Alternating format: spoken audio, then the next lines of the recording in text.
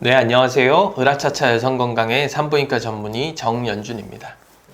여러분, 건강검진 한다고 하면 가장 떨리는 게 무엇일까요? 검사 때문에 주사 맞아야 되는 것도 좀 떨릴 수 있고, 내시경 때문에 설사약 먹어야 하는 게 좀 떨릴 수도 있겠지만, 아마 가장 두근거리는 부분은 결과가 안 좋게 나올까봐 가장 떨리실 거예요. 저도 이 젊은 나이에도 괜한 걱정에 머리 MRI도 한번 찍어봤는데, 결과 나오기 전에 괜시리 떨리게 되더라고요. 그럼 산부인과에서 가장 흔하게 하는 검진은 무엇일까요? 자궁경부암 검진이 아무래도 국가암검진에도 포함되어 있으니까 당연히 가장 많죠. 그리고 그 다음으로 많이 하는 것이 질분비물을 이용한 성병 검사, STD 검사일 겁니다. 지렴이나 방광염이 생겨서 산부인과에 가셔도 흔하게 검사를 진행하게 되고, 요즘은 아무런 증상이 없더라도 본인의 건강 체크를 위해 또는 결혼 전이나 새로운 남자친구를 사귀고 나서 많이들 검사를 하십니다. 이 질분비물 검사에서 가장 신경이 쓰이는 결과는 어떤 것일까요? 네, 바로 성병이 나오진 않을까 하는 그런 불안함이겠죠. 제일 흔하게 발견되는 성병은 첫 번째로 클라미디아, 그리고 두 번째로는 임질입니다. 실제로 미국을 비롯한 서양에서는 만 25세 미만의 여성분들과 25세 이상이시더라도 성생활이 매우 활발한 분들, 파트너가 여러 명이라든지 남자친구가 자꾸 바뀌는 분들, 그런 분들은 매년 1회는 질분비물 검사를 통해서 성병이 있진 않은지 확인해 보는 것이 좋겠다고 합니다. 왜 그렇게 검사를 해보자고 할까요? 왜냐하면 클라미디아나 임질 같은 성병은 감염이 되더라도 거의 70%의 환자에서는 무증상이고, 병이 한참 진행이 돼서 골반염까지 되었을 때나 뒤늦게 증상이 나타나는 경우가 많기 때문에 이를 미리 발견해서 치료하고자 매년 한 번 정도는 검사해보는 것을 권장하고 있습니다. 그럼 이 클라미디아와 임질은 어떤 증상을 보일 수 있을까요? 일반적인 질염과 마찬가지로 질분비물이 많아지고 냄새가 나거나 가려운 증상이 생기는 건 당연히 있을 수 있습니다. 질에 염증이 생겼으니까요. 그런데 여기서 그치지 않고 세균이 질을 넘어 자궁 경부와 자궁 내부에도 감염을 일으킬 수 있고, 자궁을 넘어서 자궁 주변 골반강 안에도 염증을 일으켜서 골반염이 생기기도 하고, 어떤 경우는 세균이 간 주변에까지 올라가서 상복부 통증이 일어나는 경우도 있습니다. 자궁 경부에서 염증을 일으키면 이전 영상에서 말씀드렸었던 증상인 관계 후 질출혈의 원인이 될 수도 있고요. 자궁 내부나 주변에 염증이 생기면 아랫배 통증과 심한 경우에는 열이 나서 입원 치료가 필요하기도 합니다. 그래도 다행인 건 클라미디아와 임질은 둘 다 치료가 매우 잘 됩니다. 항생제 치료를 하면 매우 잘 없어지기 때문에 치료가 어려워서 문제는 아닙니다. 문제는 감염이 진행되어 골반염이 발생했을 때 그 자궁 옆에 있는 이 나팔관에 염증이 생기고 이 나팔관의 기능에 영구적인 손상이 발생할 수도 있다는 것입니다. 나팔관 내부에는 무수히 많은 작은 털, 선모라고 부르는 것들이 있는데, 이 선모가 배란이 된 난자 또는 정자와 만나 수정이 된 수정란을 자궁 내부로 옮겨주는 역할을 합니다.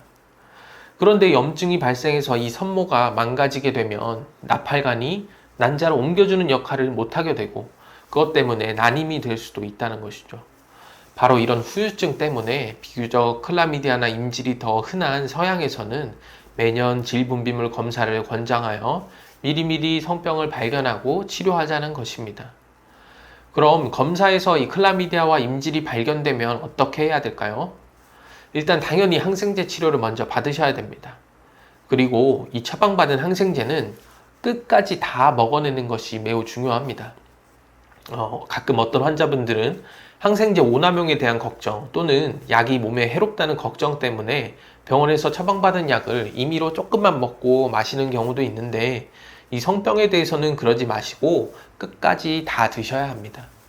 끝까지 드시지 않으면 균이 이렇게 죽다가 살아나고 오히려 그때 내성을 가지면서 살아나는 경우도 있기 때문에 추후에 치료가 곤란해질 수도 있기 때문이죠. 그리고 남자 상대방분도 반드시 치료를 같이 받아야 합니다.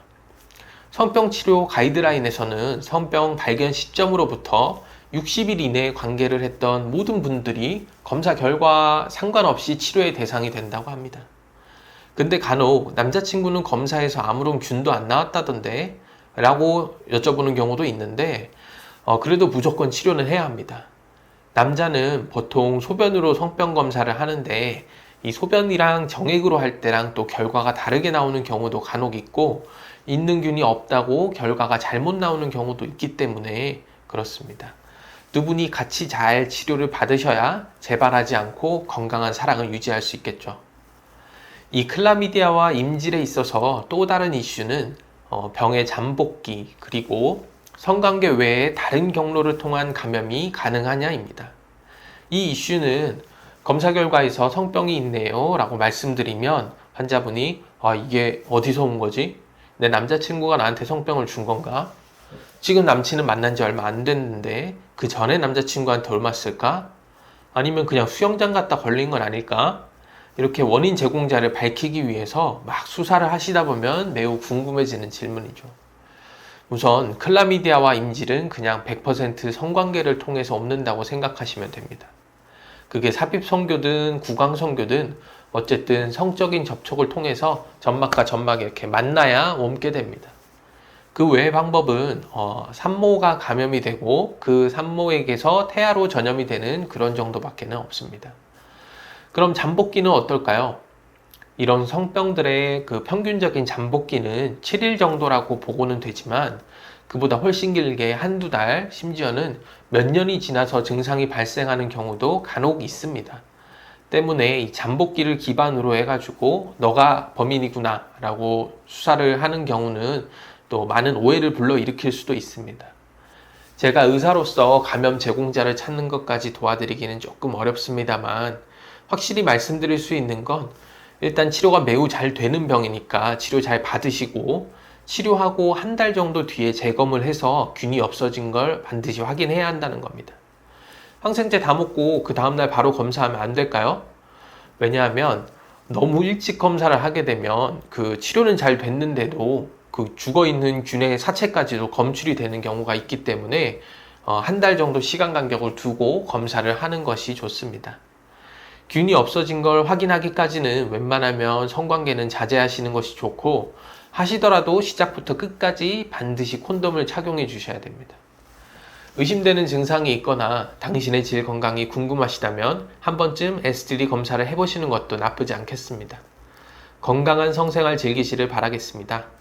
지금까지 영상 시청해 주셔서 감사드리고 구독과 좋아요 부탁드립니다. 궁금한 점이 있으시면 댓글로 남겨주세요. 당신의 건강을 응원합니다. 안녕.